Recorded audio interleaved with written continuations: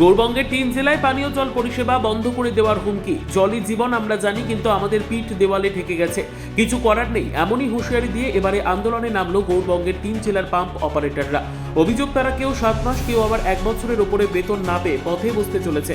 তাদের সংসার, কেউ আবার তাদের ছেলে মেয়েদের স্কুল কলেজে ভর্তি পর্যন্ত করতে পারছে না। এই অবস্থায় তাই এবারে জেলা জুড়ে পানীয় জল বন্ধ করে দেওয়ার হুঁশিয়ারি দিয়ে আন্দোলনে নামলো মালদা এবং উত্তর ও দক্ষিণ এই 3 জেলার প্রায় 2000 পাম্প অপারেটররা। আন্দোলনের অঙ্গ হিসেবে আজ দুপুরে ইংরেজ বাজারের দৌলতপুর পিএইচই দপ্তরের সামনে বিক্ষোভ প্রদর্শন করেন পাম্প অপারেটর। তাদের অভিযোগ, দিন হিসেবে 487 টাকা করে দেওয়া হয়। তাদের মধ্যে কেউ পাম্প অপারেটর, কেউ ইলেকট্রিশিয়ান, কেউ গার্ডের কাজ করেন। তাদেরকে 12 থেকে 13 ঘন্টার উপরে কাজ করতে হয়, তারপরেও বেতন থেকে বঞ্চিত তারা। কেউ 7 মাস, আবার কেউ 1 বছরের উপরে বেতন পান। তাই আগামী দিনে বেতন না মিললে জেলা জুড়ে পানীয় জল পরিষেবা বন্ধ করে দেওয়ার হুঁশিয়ারি দিয়েছেন তারা।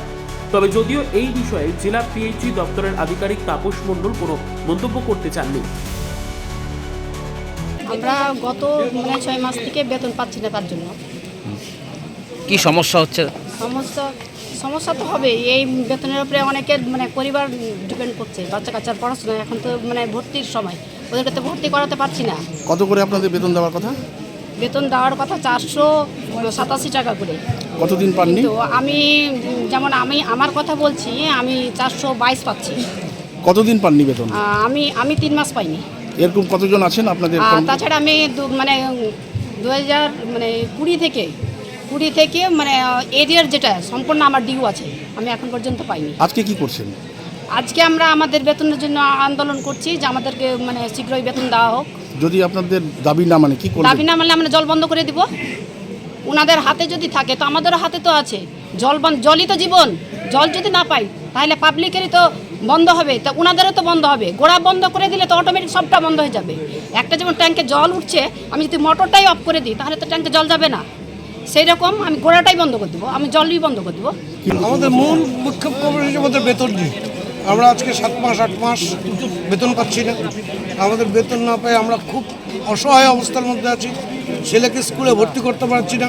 ছেলে পাশ করেছে, ছেলেকে যে 11-এ ভর্তি করাবো তার পরিস্থিতি নেই। বাড়িতে অসুস্থ বাবা মা, তাদের ওষুধ নেই, ওষুধ কিনে দিতে পারছি না। 2-2.5 হাজার টাকা মাস ওষুধ লাগে, নিজেরও ওষুধ লাগে, সে ওষুধ নেই। কতজন আপনারা শ্রমিক জড়িত আছেন এই কাজের সঙ্গে?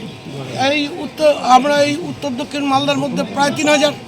কি পরিস্থিতি এখন, কি বলছে দপ্তর থেকে? দপ্তর থেকে বলছে যে আমরা টাকা পাচ্ছি না, সরকার আমাদেরকে টাকা দিচ্ছে না, আমরা দিতে পারছি না। কিন্তু এইভাবে তো আমরা চলতে পারছি না। আজকে কি করছেন? আমরা এইভাবেই চলছি। বেতন না দেয় বা দাবি না মানে কি করবেন? আমরা কি করবো, না পারলে লাস্টে তো কি করবো, দেওয়ালে পিঠ থেকে গেলে আমরা জল বন্ধ করে দিতে বাধ্য হবো। আমাদের নেতা এর আগে বললো ধীরে ধীরে বন্ধ করবো, আমরা চাইছি এখনই বন্ধ হয়ে যাক। ব্যুরো রিপোর্ট, উত্তর বাংলা সংবাদ।